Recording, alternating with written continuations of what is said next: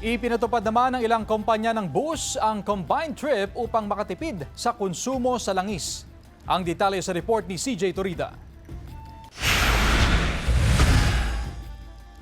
Bilang bahagi ng fuel conservation dahil sa pagsipa ng presyo ng diesel, nagpapatupad ng combined trip o dagdag bawas na biyahe ang ilang kumpanya ng bus sa Dagupan City. Ibig sabihin, imbes na 2 bus ang tatakbo sa partikular na oras, pero kakaunti naman ang pasahero, isa na lang ang tatakbo.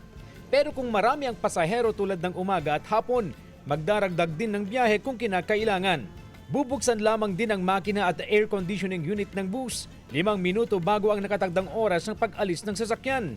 Pero sa mga ordinary bus, tamang pag-aalaga sa sasakyan ang gagawin upang makatipid sa konsumo sa krudo. Sa mga paglilinis sa mga air cleaner para maayos yung takbo niya, sir.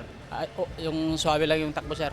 Pansamantala rin na ititigil ang free rides o bus pass privileges sa kanilang mga biyahe upang mapanatili ang kakayahan ng kumpanya na magpatuloy sa kanilang operasyon. Samantala, sa kabila ng pagsirit ng presyo ng petrolyo, tuloy pa rin ang biyahe ng mga motor bangka o river taxi sa lungsod. Kahit hindi tiyak kung mababawi ng mga boat driver at operator ang gastos sa gasolina. Hanggat may gasolina, tuloy-tuloy pa rin. Pero pag naubusan tayo ng stock, matitigil yung operation. Wala pa naman daw silang planong magtaas ng pasahe. Sa ngayon, nasa 20 pesos ang pasahe sa mga biyaheng Kalmay, 25 pesos sa iba pang island barangay.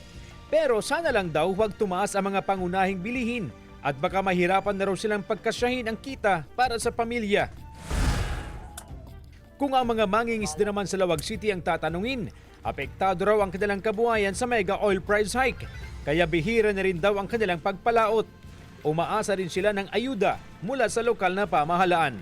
Ararami din di kan hanggang makapanajebay-bay, ito yung kakarain pagkalapin minukan, sir. So, dakag-apekto na tayo kang inat gasolina, sir. Kasama si Jing Dakanay, CJ Torida, One North Central Luzon.